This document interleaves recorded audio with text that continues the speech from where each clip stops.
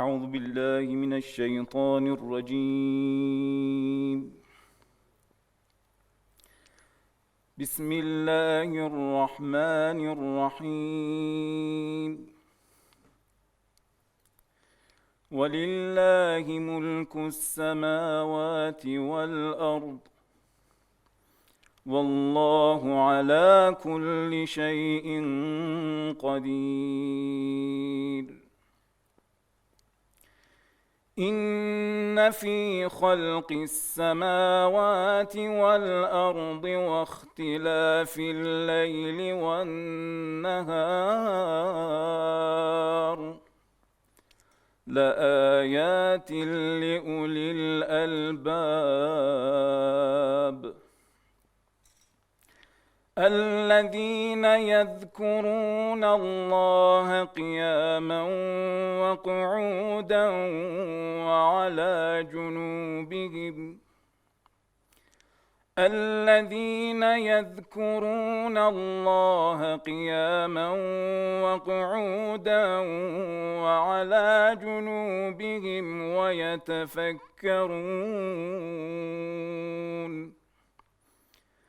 ويتفكرون في خلق السماوات والأرض ربنا ما خلقت هذا باطلا سبحانك فقنا عذاب النار. ربنا إنك من تدخل النار فقد أخزيته وما للظالمين من أنصار. ربنا إننا سمعنا مناديا ينادي للإيمان أن آمنوا بربكم فآمنا ربنا فاغفر لنا ذنوبنا وكفر عنا سيئاتنا وتوفنا مع الأبرار. ربنا وآتنا ما وعدتنا على رسلك ولا تخزنا يوم القيامة إنك لا تخلف الميعاد. صدق الله العلي العظيم. مصطفی صلی الله علیه و آله در پی احیای 12 قرن تمدن بزرگ اسلامی در علوم و فنون است. این قاب عکس ماندگار جایزه مصطفی تهران 2017 هست.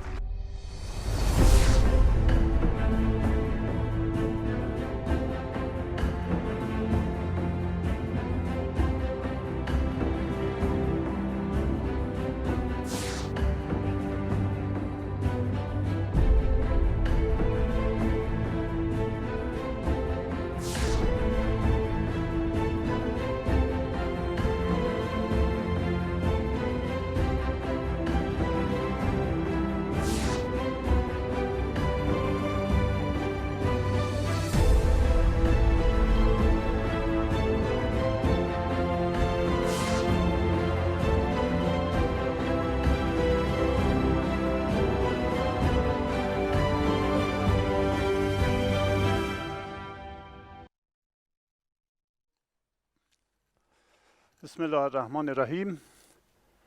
My name is Rasul Dinarvand, Professor of Pharmaceutical Nanotechnology from Tehran University of Medical Sciences and also member of Executive Board of Mustafa Science and Technology Foundation.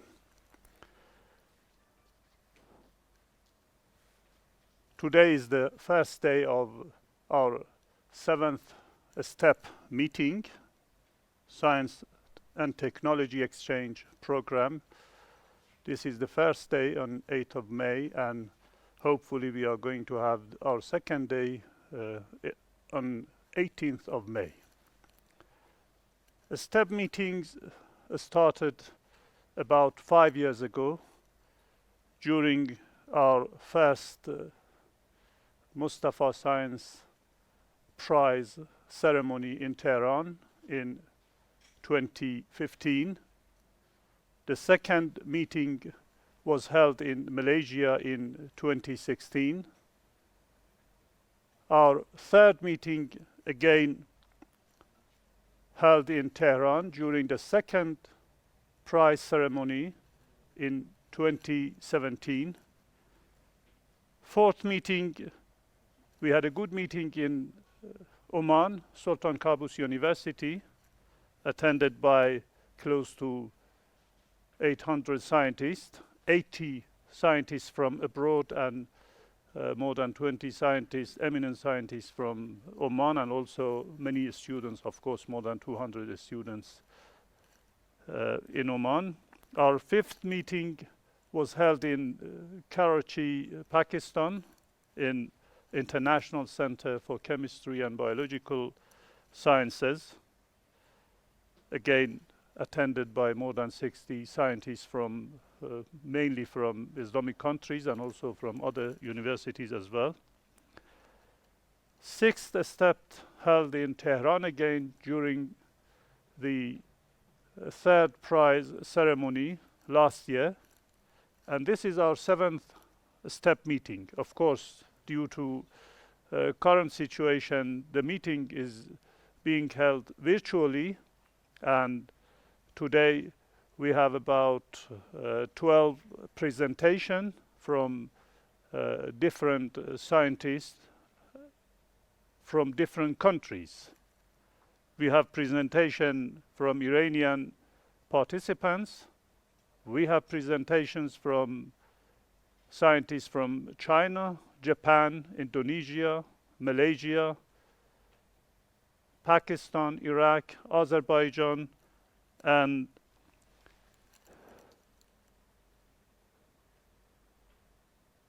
Bangladesh. Also, we have presentation from Bangladesh as well. Today, our meeting is held by consecutive presentation, and of course, after each presentation, we have 10 minutes of questions and answers. Our participants can, of course, send their questions by writing in the application, in the Adobe Connection application, and if we have time, hopefully we'll be able to ask the questions from the presenters.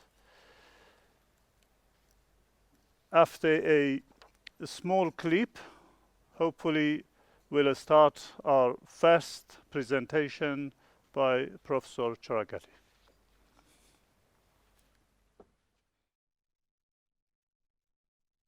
China's announcement of a new virus in early December 2019 and the rapid increase in the number of cases shocked the world.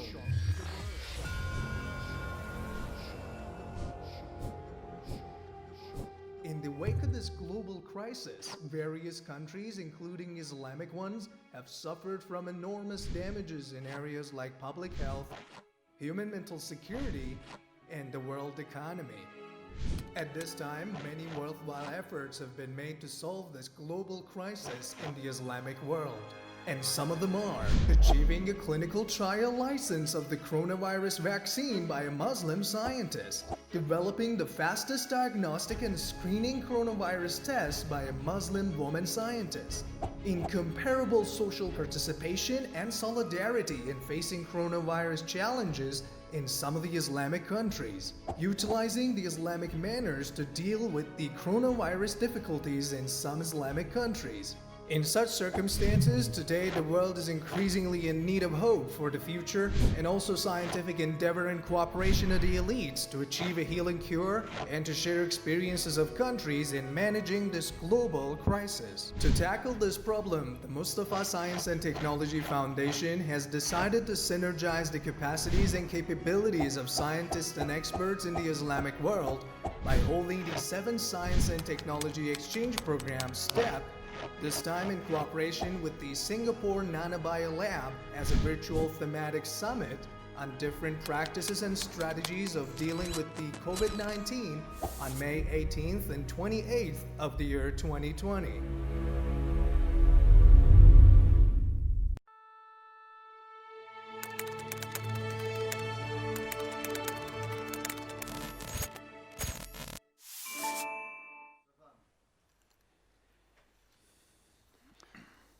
Bismillahirrahmanirrahim. Salamun alaikum. First of all, I wish to congratulate on coming Eid al-Fitr and wish best of all for all Muslim nations.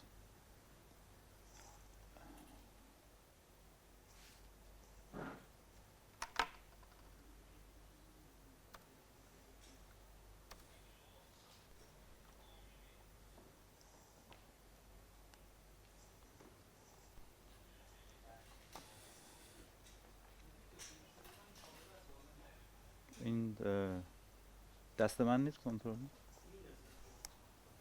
Could I have the first slide, please?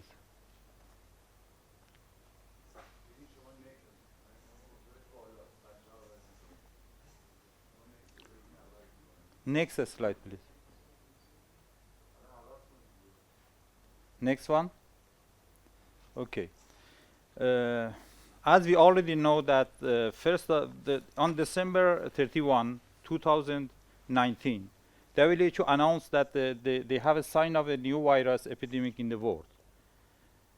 The virus, which is called COVID-19, the epidemic changed quickly all of the aspects of the world and human life. Most importantly, countries' healthcare system became overwhelmed and exponentially growing number of the patients with severe acute respiratory syndrome symptoms, or ARDS.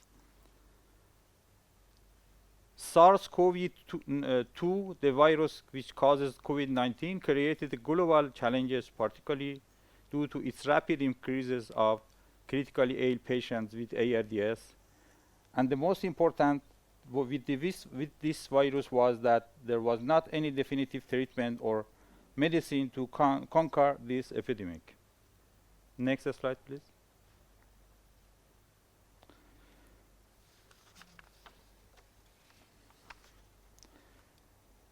Because we did not have any definitive treatment for this virus and no vaccine yet developed for this virus, all the scientists around the world tried to, best of all, to find the treatment for these new viruses.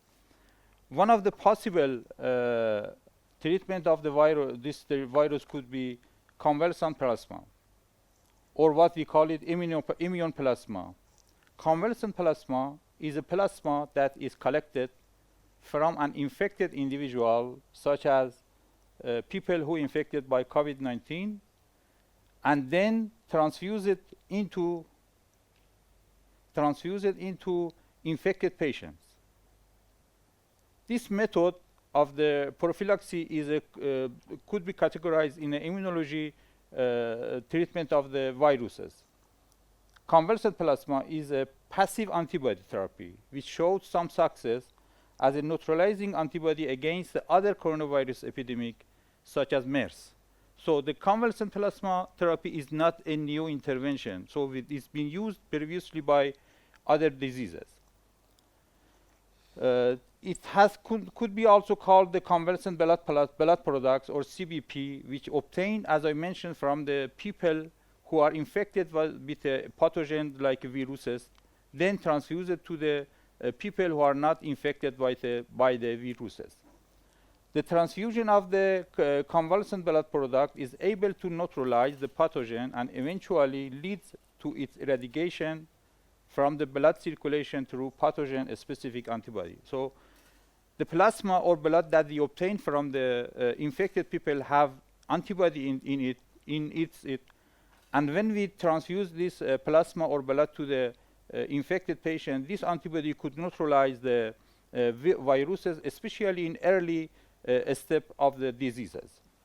Different convalescent blood products have been used to achieve artificially acquired passive immunity, which is listed here. It could be whole blood, it could be the plasma, whole plasma, it could be serum of the patient, and it could be also pooled human immunoglobulin or concentrated immunoglobulin that we could later transfuse it to the patient. Next slide, please. As I mentioned, the use of the convalescent plasma therapy is not new, and it's been used previously in other diseases, especially viral diseases. In year 1920 to 40, it's been used for scarlet fever. In 1970, it's been used for pertussis, and it's also been in a Spanish pandemic in 1918, and also it's been used for other diseases. In recent decades, it's been used for parvovirus B19, hemorrhagic fever, influenza, chickenpox, cytomegalovirus, H1N1 influenza, and also in Ebola, and most recently in MERS, or COVID or coronavirus, which was a pandemic in the Middle East area in 2012. And also in SARS in South Asia in 2003, it's been used for treatment of the patients. Next slide, please. These are some of the papers which published recently for using the convalescent plasma in treating different type of the viruses, mainly in SARS and in MERS in recent decade, which is already mentioned. I'm not going to go in detail, but most of these papers mentioning the case series of the patient who received the convalescent plasma, and in all the cases they reported a better outcome for these patients. Next slide, please. What is good for with the convalescent plasma? Convalescent plasma has a good advantage, which is this treatment is provided by people who have been infected and is available immediately. What does it mean? If you want to develop a new medicine or even vaccine for a new emerging disease such as viruses, it takes years maybe, or maybe decades.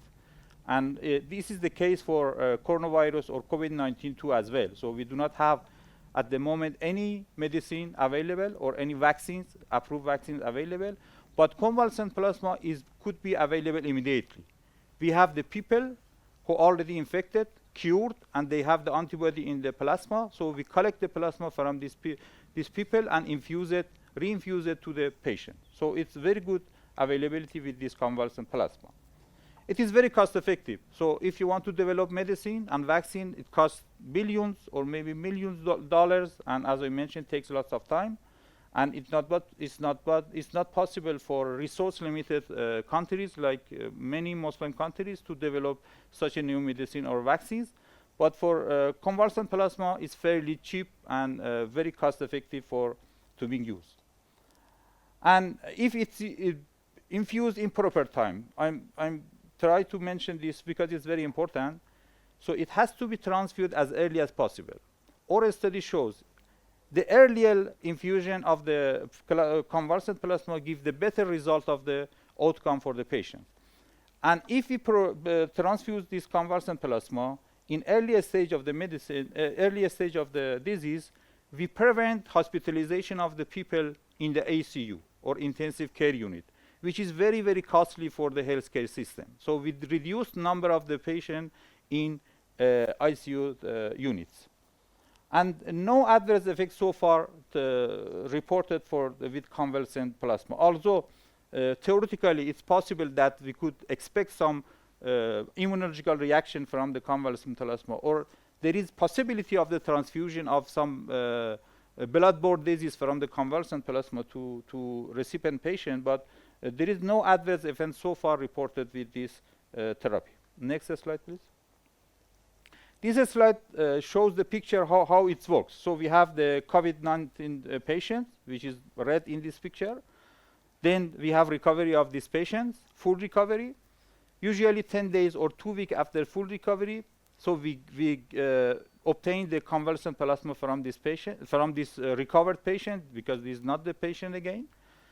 And then we have antibody. We transfuse antibody into new patients, which is could be a COVID-19 patient, or it also could be used as a prophylaxis for people who are exposing to the disease, such as healthcare workers. For example, doctors and nurses who expose a lot to these patients, so we could use convalescent plasma to protect these healthcare workers as a prophylaxis. Next slide, please.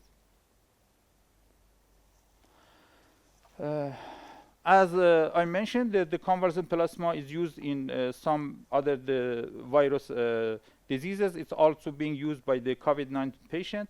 First, it's reported by Chinese researchers in 2020. They reported 10 cases of the severe ill COVID-19 patients. They treated these patients with convalescent plasma. They transfused somewhere around 200 ml of the inactivated convalescent plasma to these 10 patients, and they reported that this patient showed a very good clinical outcome, and through the neutralizing of the effect of the convalescent plasma in these patients. Next slide. The next report also came from China. In this study, they treated somewhere around 19 patients of the critically ill patient, 5 critically ill patients with, again, convalescent plasma. So they measured some other outcome of the study. So they checked the oxygenation of this patient who received the convalescent plasma. They also checked the situation of the patient for mechanical ventilation, because in last stage of the disease, most of the patients need mechanical ventilation, usually in ICU units. And this patient also received somewhere around 200 to 250 ml of the convalescent plasma. And they reported that all 5 patients were receiving mechanical ventilation at the time of the transfusion, which it means they were very in late stage of the diseases. 3 of these 5 patients were removed from the mechanical ventilation, which means that effect of the convalescent plasma was very good. And 2 others also had some improvement in their clinical situation. Next slide. The next report came from Korea, which had a very good success in controlling of the disease. They reported 2 cases of the COVID-19 patients. So in this study, they transfused 500 ml of the convalescent plasma, because Chinese researchers transfused 200, 250, and in Korea, they transfused 500 ml of the convalescent plasma to these 2 patients. The plasma was divided into 2 doses administered to the patient at 12 hours interval. It means they transfused 250 ml, and then in next 12 hours, they transfused again 250 ml. And the fever, and they reported also the fever reduced and subsided in the patient, and oxygen demand decreased, and the presence of the COVID-19 in their blood of this patient was also negative. Next slide. Shortly after some of these reports, which published in the literature, some very well-known regulatory systems like FDA and EU countries also recommend use of the convalescent plasma.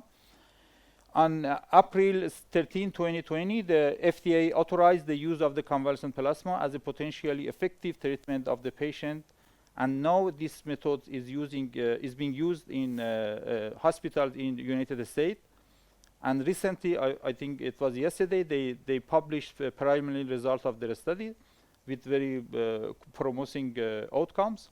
Also, EU issued its program for collection and use of the convalescent plasma in 2020. So it stated in these guidelines that the use of the convalescent plasma for prophylactic treatment of the at-risk population As I mentioned, we could use also convalescent plasma as a prophylactic measures, especially for healthcare workers or other people who might be at the risk of the diseases. Transfusion of the convalescent plasma as an immediately available experimental therapy with low risk. Again, I emphasize that there is no serious adverse effect of with convalescent plasma. It should be considered as an urgent priority, and its outcome should be monitored. That is mentioned by the EU. Next slide. But we need some requirement for convalescent plasma therapy. First of all, we should have the donors. It's very important because the donors should be available and be ready to give their plasma. And it's one of the main challenges of the convalescent plasma because sometimes the finding these donors is not easy. We should have a blood banking facility because we want to collect the plasma from these donated donors and potential donors. We also should have a virological lab facility because it's very important to measure and detect not only COVID-19 in the donated plasma, also other possible blood-borne diseases like HIV, HPV, HCV, and other diseases which theoretically could be transmitted by this convalescent plasma. We have to check, make sure that the convalescent plasma is free of these pathogens. And we should have also, same slide please, back again. We should also have the therapeutic protocols to assess the efficacy of this intervention because we have to make sure that this intervention is effective. And also we should be able to measure the immune response of the recipient. We should also have the ethical approval of this therapy, of course, in whatever system that you wanted to use it because it's a new treatment with this COVID-19 patient. Next slide, please. This is how we did it, and this is the partners of our activity in Iran, that because we use this convalescent plasma for treatment of the patient in Iran. 4 hospitals were involved, patient in Baghiyatullah Hospital, Labbafi Nejad in Tehran, and also Masih Daneshvari in Tehran, and Shahid Beheshti Hospital in Qom, because we had lots of patients in these cities, so these hospitals were involved in this study. And also we use the Iran Blood Transfusion Organization regulation to collect the plasma and also to test the plasma for this convalescent plasma that we collected. But we had very good public-private partnership in this activity because we used one plasmapheresis specialist company to use its facility to collect the plasma from these donors. Next slide, please. As I mentioned, we need some eligibility for donor selection. Who donor wants to donate the plasma, convalescent plasma should have some eligibility, which I mentioned some. First of all, we should make sure that these people are infected with COVID-19 because some other diseases also may have the similar sign of the medical signs. Therefore, we tested all the patients with PCR to make sure that these patients were infected with the SARS-CoV-2 virus. And also, this patient should be completely recovered from the disease. As I mentioned, 10 days or 2 weeks after they discharged from the hospital, they are ready to donate the convalescent plasma because they have enough antibody in their body. And we also excluded female donors with a history of the pregnancy because of the terali, because the previous result shows that this plasma from the female donors who had the history of the pregnancy may cause some adverse effect in the recipient. We may only use the male.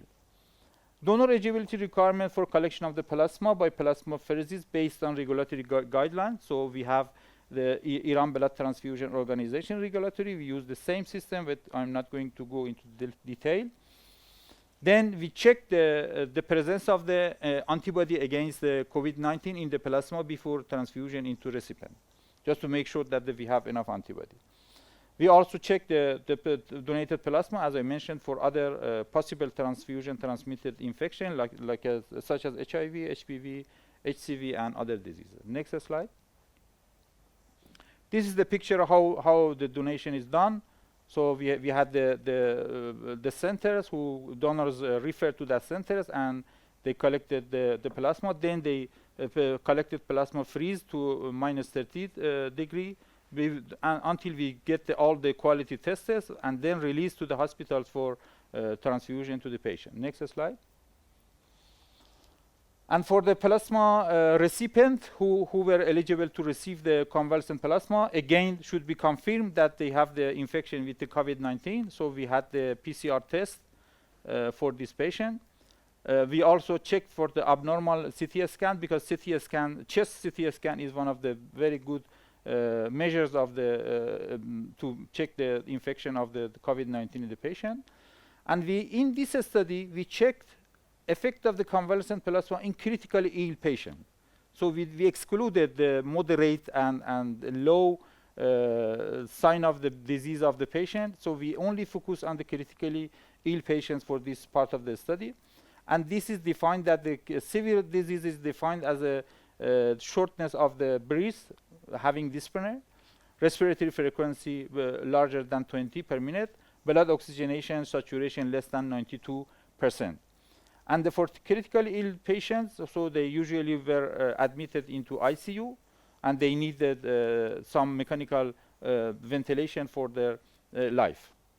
And also we had the signed consent form of to receive this convalescent plasma, either from the patient whenever was possible, or from the relative for patients who were not able to decide by themselves. Next slide. And this is the summary of the plasma collection that we did. As I mentioned, we recalled the eligible donors. We usually use the media to call the donors to come to the center. Then qualified nurse interview the donors to make sure that he is available and is suitable for donation. The qualified such physician examined the donors, and then after the examination, we had after the interview by the physician, we checked the sample that we took from the patient, from the donors, for the presence of the blood transfusion transmitted system in their bodies. And then we received somewhere around 500 ml of the donation. This is difference that we had for a study with what is reported by the Chinese, because we use 500 ml of the convalescent plasma. Plasma stored in the cooling system, and after lab confirmation regarding negative result, the plasma was released to the hospital, and the hospital, based on order of the physician, responsible physician, transfused this plasma to the patients. Next slide. Next slide, please.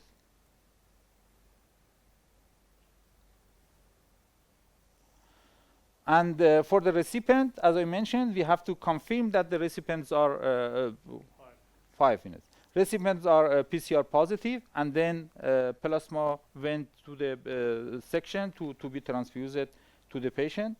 We transfused 500 ml of the convalescent plasma during the 4 hours, transfused as 4 hours, and then we repeated, if it was possible, repeated in 24 hours later, second dose of the convalescent plasma. So all the patients receive only 1 or maximum 2 doses of the plasma. Next one, please. This is the summary of result of our study. So we had 50 critically ill patients involved in this study. I forgot to mention that this study received all the ethical committee approval and clinical trial registered in the Ministry of Affairs. All of this regulatory is done. So 50 critically ill patients, the age was between 25 to 85, median age 51 years old. 72% of the patients were male, and the blood group typing was as normal population, so we do not have any difference between the distribution of the blood groups between this patient and normal population. Next slide. This shows some clinical parameter of the patient on their admission to the hospital. I like to mention that the SpO2 or oxygen saturation was very low in this patient. Mean was 80%, and it was between 53 to 92% on their admission. So it means that the patient were not in good situation. Respiratory rate was high, more than 20, as I mentioned. The mean was 23.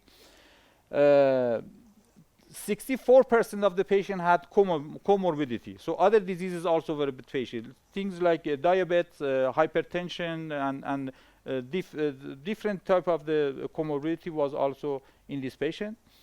74% of the patient also had tachypnea, which means that the patient were not in good situation, and 42% of these patients were also on mechanical ventilation. Next slide. This is the result of the paraclinical measure of this patient, which was not very much difference between on admission of the patient into the hospital and also post-plasma, except for the creatinine and LDH. So we had some significant differences, but in other cases like lymphocyte and CRP, there was not significant change. Next slide. Body temperature of the patient was not very much difference on admission and post-plasma. It means that we reconsider again that the fever is not always a sign of the severity of this COVID-19 infection. CT scan, chest CT scan was very good measure to follow the patient even before treatment and after treatment. There was a very significant difference after plasma transfusion into the patient for the CT scan, which I'm going to show some picture. And we also measured the SOFA score of this patient. This is a measure that shows the clinical condition of the patient in ICU mainly. So there was some improvement in this patient too. Next slide. This is an example of the CT scan. So A shows the before plasma transfusion and B shows after transfusion. So this is a 39-year-old male before and after. As you see, there was a very clear and significant improvement in the CT scan of this patient. Next one. Next slide, please. And this is a female, 60-year-old female. So again, very good improvement. Next one. A male, 25-year-old male. Again, as you see in the right section of the slide, in B section, there was a very clear improvement in the CT scan of this patient. Next one. And this is, again, a 44-year-old male, but with not complete improvement, but partial improvement in their CT scan. Next one. And this graph shows that improvement in CT scan of the patient, the whole patient, on admission, which is the blue circles, blue and black circles, and red one shows the post-plasma CT scan score. As you see, there is a very good improvement in most of the patients who receive the convalescent plasma. Next one. This is the final outcome, which is very important. This shows that we divided our patient in two groups. The patient who received plasma before 7 days of admission and the patient who received the plasma after 7 days of admission. In 34 patients who received convalescent plasma before 7 days of their admission, 82% of patients were alive 40 days post plasma transfusion, and 74% were also alive 30 days post plasma. But in case of if we transfuse the convalescent plasma after 7 days of admission, the result is not as good as we do it in less than 7 days. So for after 7 days of plasma admission, so we had 50% 50% were died from the 16 patients. 8 patients were alive and 8 were died after at the 40 days post plasma, and also 44% were alive and 56% were dead at 30 days post plasma. This clearly shows that if we want to get the best benefit from the convalescent plasma, we have to transfuse the plasma as soon as possible. If we do it after 7 days, or some says after 10 days, we are not going to get good result. Next slide.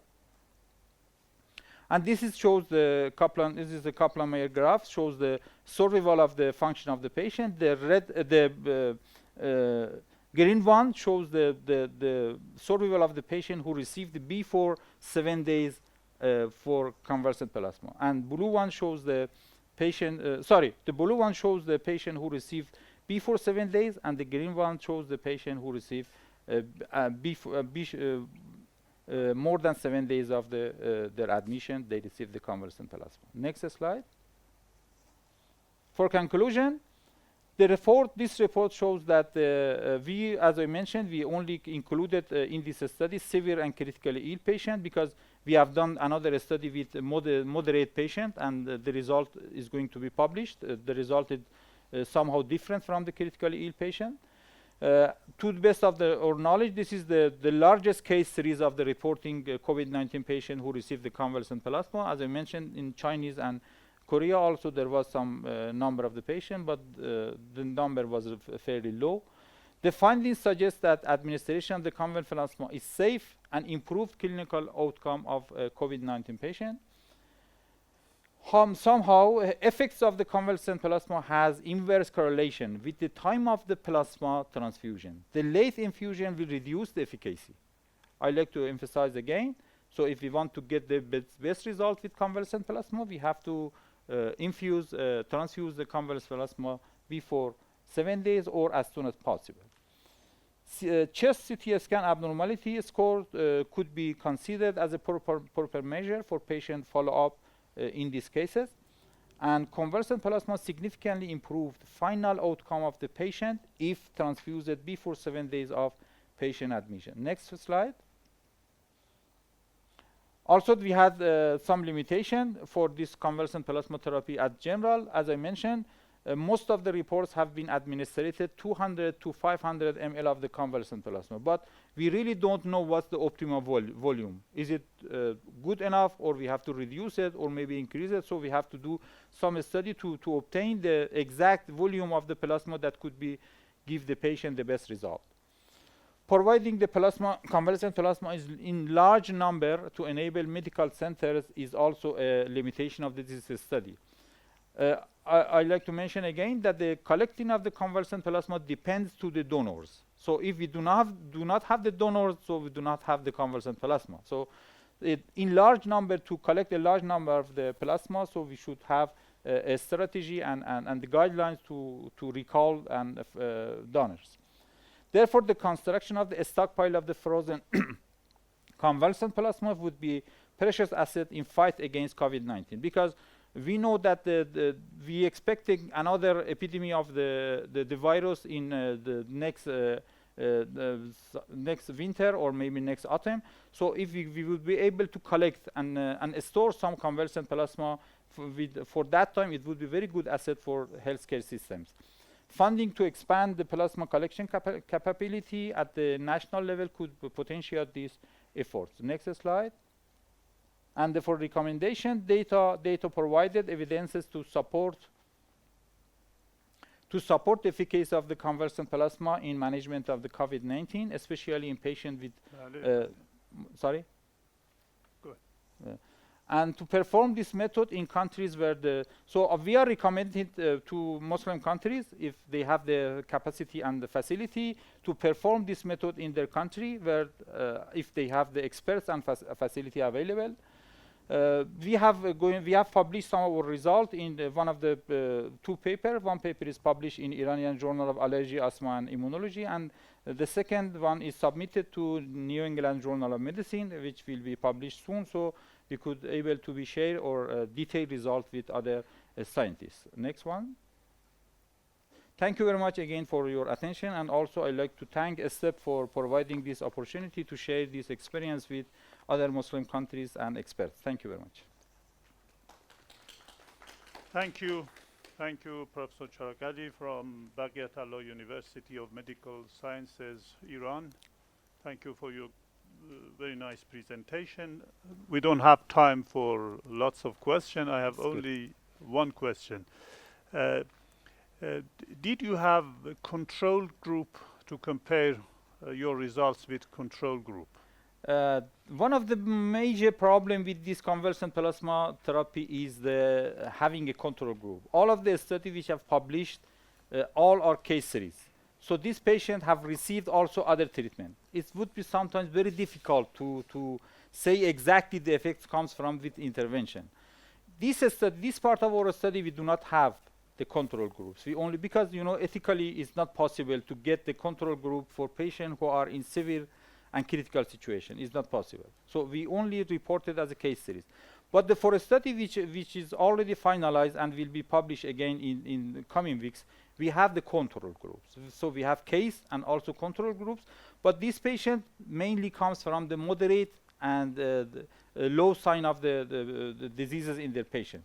But even in that cases, the study is not non-randomized, because again, for ethical issue, it's not possible to select the control group as a non-randomized. So we have control group, but non-randomized control group.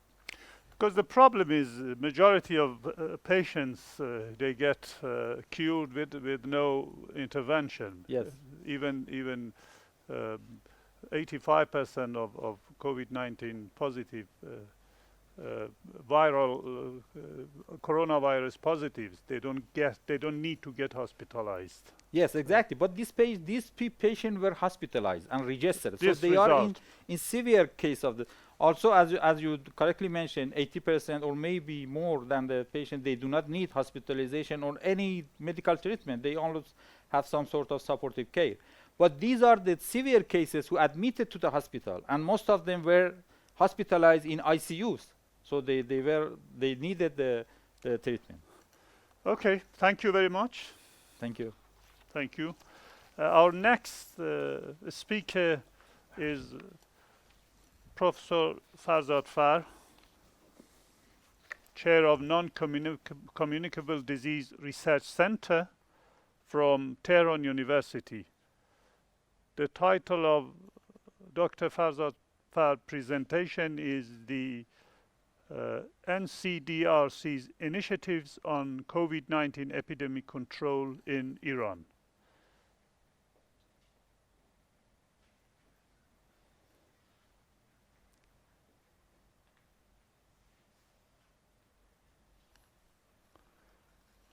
We are waiting for Professor Farzad Far to proceed.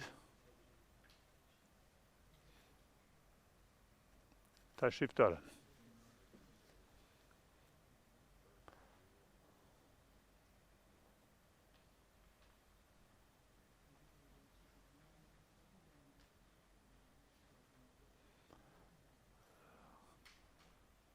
Microphone preparation is hopefully will be finished soon, and Professor Farzad Far.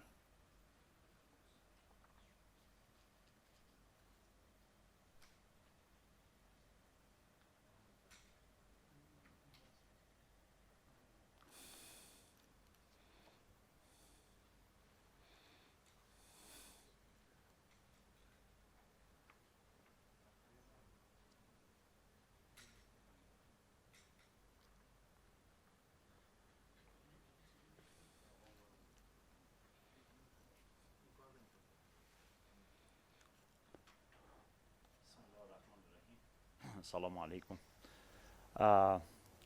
First of all, I want to thank Mustafa Foundation for providing such opportunity to sharing the expertise and knowledge about the new experience of pandemic that we are experiencing is also unique in last decades.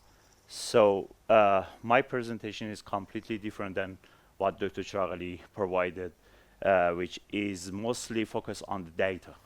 And I am from a non-communicable disease research center and working on the communicable disease in this situation because the expertise of the non-communicable disease research center is mostly focused on the software development, data science, medical science, and epidemiology.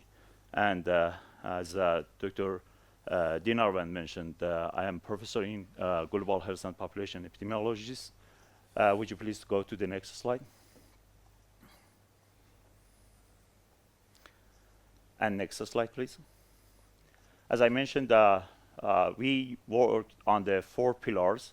One was software development, medical science, epidemiology science, and data science. Would you please go to the next slide? In the first days of the pandemic, we decided to use our expertise to help Ministry of Health and people who are working in the different area of the control of the pandemic with two different actually projects. One project was on the platform that provides educational content, opportunity for registry of the COVID-19, self-screening tool, and also high-risk area, showing the high-risk area. And the site was corona.research.acir, supported by Deputy for Research and Technology of Ministry of Health. And the second part was data science approach, which I'm going to provide some statistics on Iran COVID-19 situation, case tracing, social distancing proxies, and also proxy for financial burden during COVID-19 epidemic. Would you please go to the next slide? In the first days of the detecting first cases inside Iran, we came up to this conclusion that there are a lot of pressures on the hospitals and also staff for attending many people to the hospitals.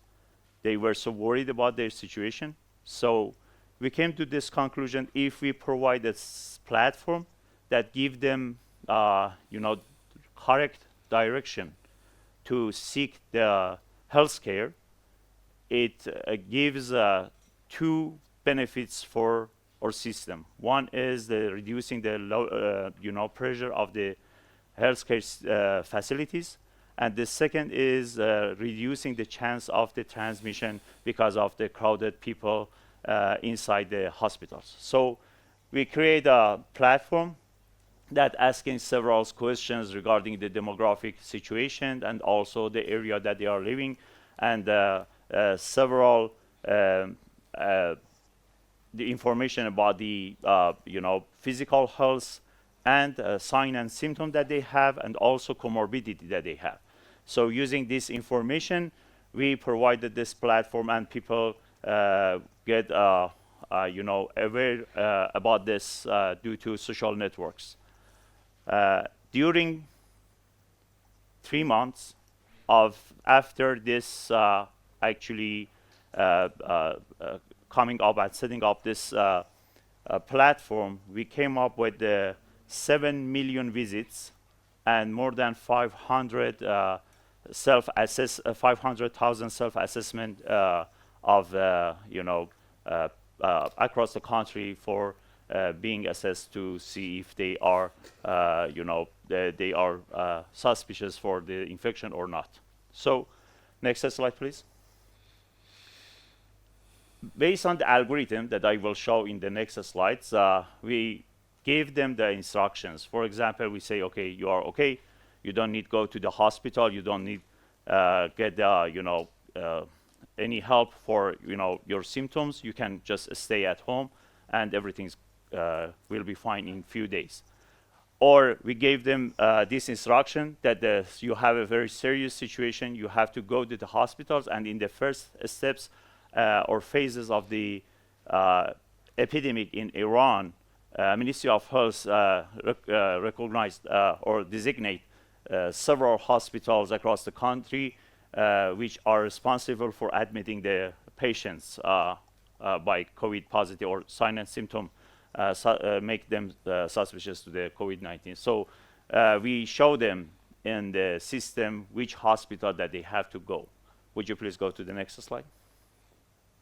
This is the very schematic of the scheme of the algorithm that we use for this, and we came to these 4 conclusions: that you are not suspect to coronavirus, or you should be more careful and do reassessment, or you have to go to that 16 hours health centers that are designated for the coronavirus patients, and or you have a very serious situation and you have to go to the hospital. So next slide, please. These are the algorithm that we used are from WHO and also Ministry of Health approval. So we use this system. Would you please go to the next slide? And next slide. These are statistics that we have from different area of the Iran that visited our sites and did the self-assessment to make sure that if they have they are suspected to the coronavirus or not. Numbers comes up to 400 nowadays. This slide belongs to the 2 weeks ago. Okay, let's go to the next slide. And we get this at the district level for 430 districts inside Iran about the situation that we have, symptoms like chill, sore throat, or dry cough, and also symptoms of experience of dyspnea or comorbidity that they have, and also fever, and compared to the definition that we provided for them. Okay, let's go to the next slide. The next item in the platform that we provided was educational content of the website. More than 60 educational chapters for patients, for actually general population, for health medical staffs, how they, because in the first phases, we were not aware about many aspects of the epidemic. So during this, using this platform, we provided every single items that they need to make sure that they are not exposed to the COVID-19 actually disease. So next slide, please. These are examples they're providing in Farsi, sorry, but it's about the different information that, for example, medical staff needed to be, exposed to the COVID-19. Next slide, please. And also, we provided for the general population a lot of infographic in the websites. Next slide, please. These are the examples of the infographic that we created at that time. Next slide, please. And the part that is frequently asked questions. And next slide, please. Okay, using the data science that I will explain it in next slides, we provided all citizens across the country about the neighbors and communities that are in more danger. So using this, people got aware if their system or their neighborhood or the community are more exposed to the incidence of the COVID-19. This provided for 430 districts across the country. Next slide, please. And also using this platform, we started 3 different studies. One was using the social network scale-up and estimating the prevalence of coronavirus, and also using the self-report of the behavior. We estimated the level of the risk for patients or for general population to be got involved with the coronavirus, and also asking about the dietary pattern of the family after epidemic, because many people couldn't have the regular dietary pattern. They changed it during this pandemic. So we collected data through system without sending people at the household and increasing the level of the risk for getting involved with the coronavirus.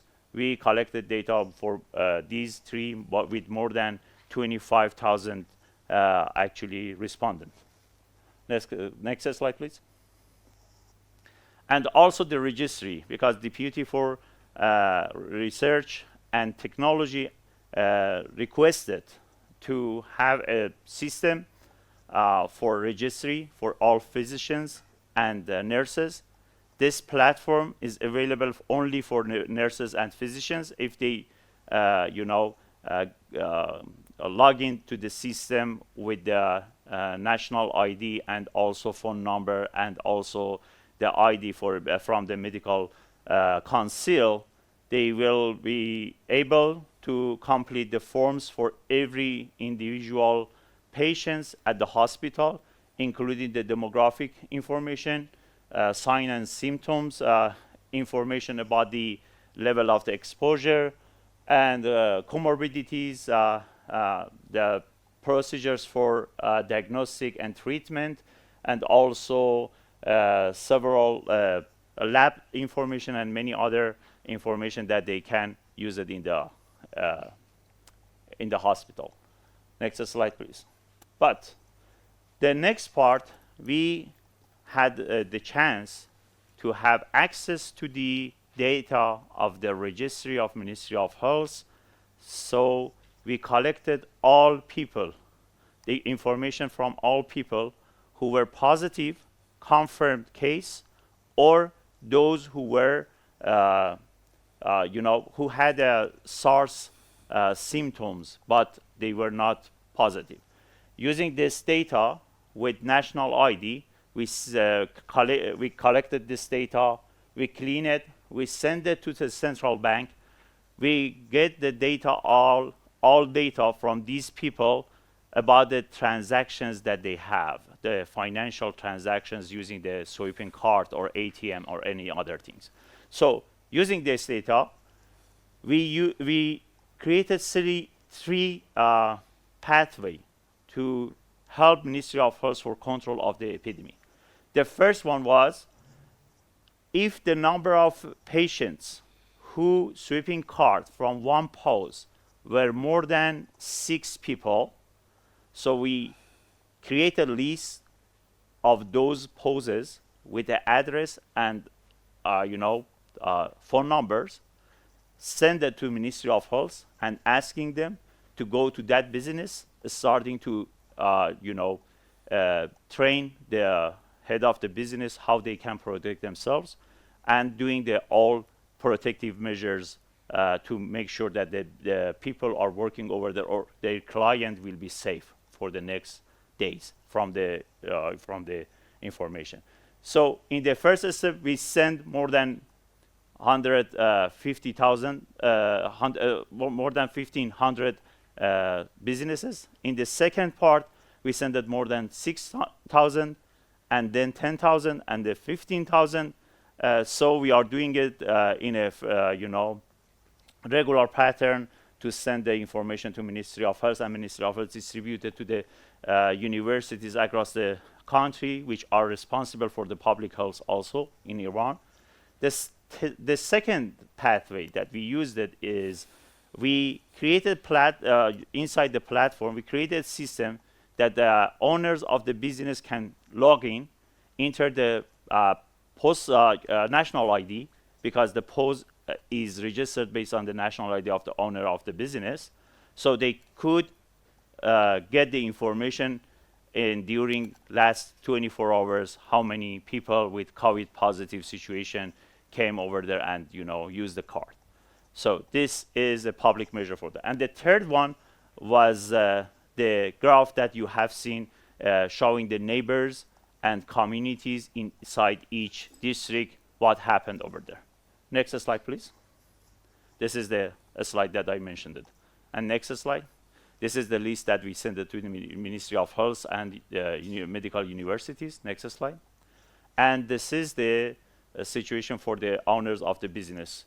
For example, this is for Jumbo, one of the chain businesses. They can use it to see how many of people with COVID positive are there, and using their post to buy some things. Okay, next slide, please.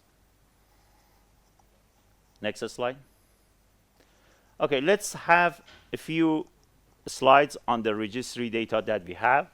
These are the status, daily status, and you can see here we have some on-smooth situation jumping. It's because of the day that is off, because the registry is happening in the day work and during the week. And in the weekend, we don't have the registration system. You can see this fluctuation is fluctuation because of this. And they enter the data a day after that. So you can see the situation of the new cases and discharged and also death people. Next slide, please. Okay, this is 72 days from the beginning day of the finding first case of the COVID until the last week. And this is the crude daily case rate per 100,000 population, and it shows you which province has a worse situation in the different days.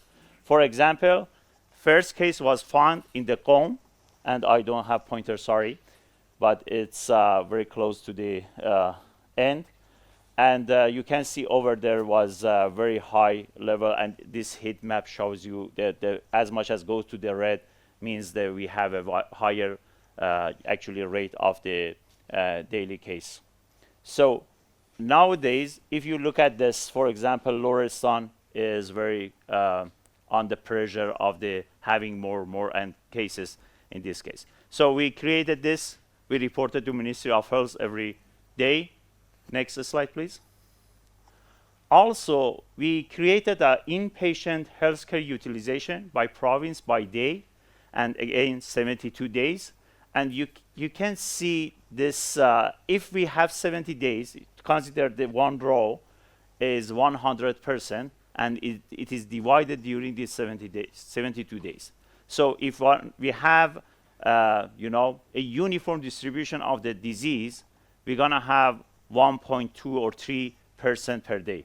But it is not the case for the epidemic that in Iran. For example, it is in Azerbaijan, East Azerbaijan.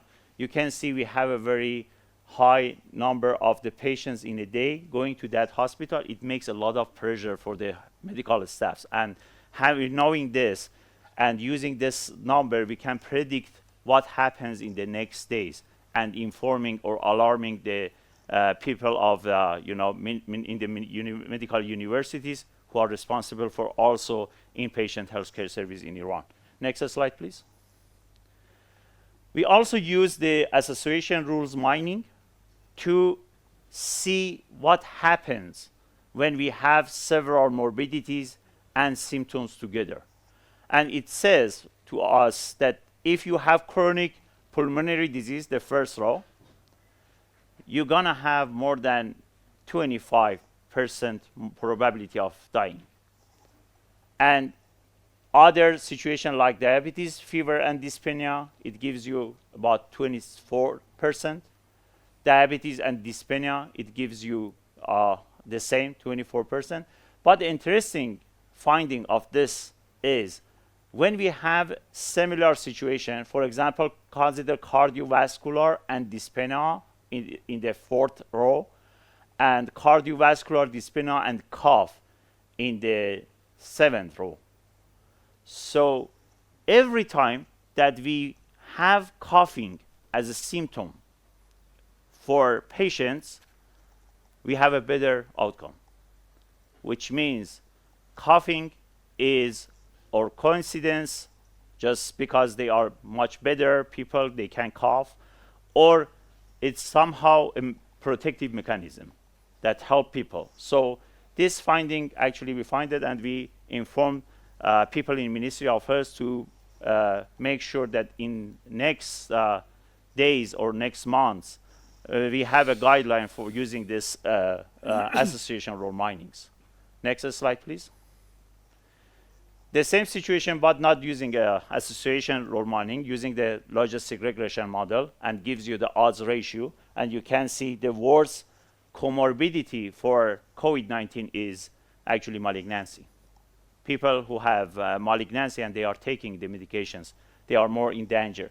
And other also comorbidities, including immunodeficiency situation, cardiovascular, Alzheimer, diabetes, liver disease, kidney disease, and so on. So next slide, please. The same graph for ICU.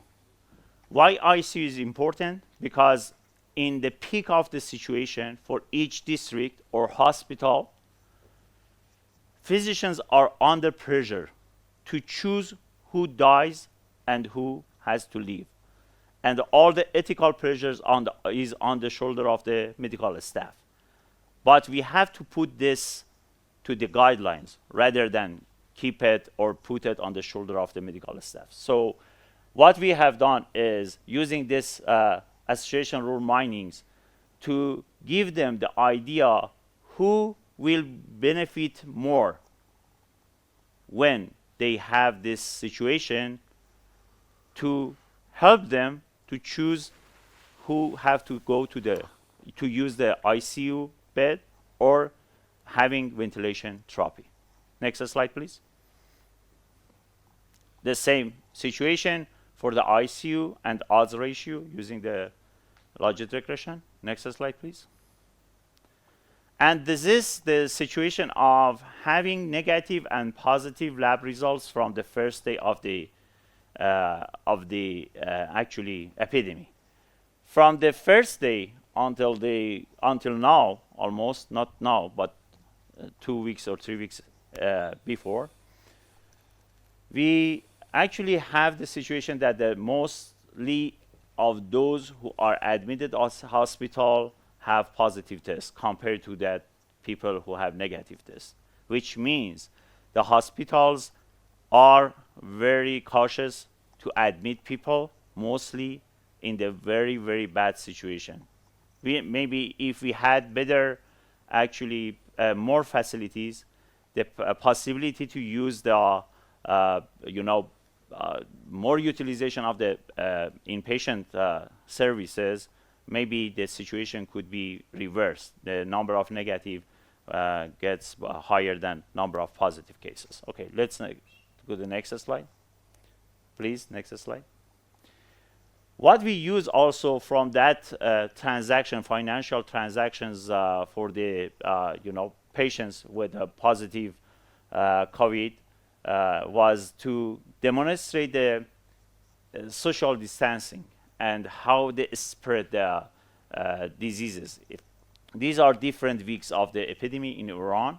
Next, go to the next slide. And people got aware slowly and slowly. Next slide. And you can see the better, control.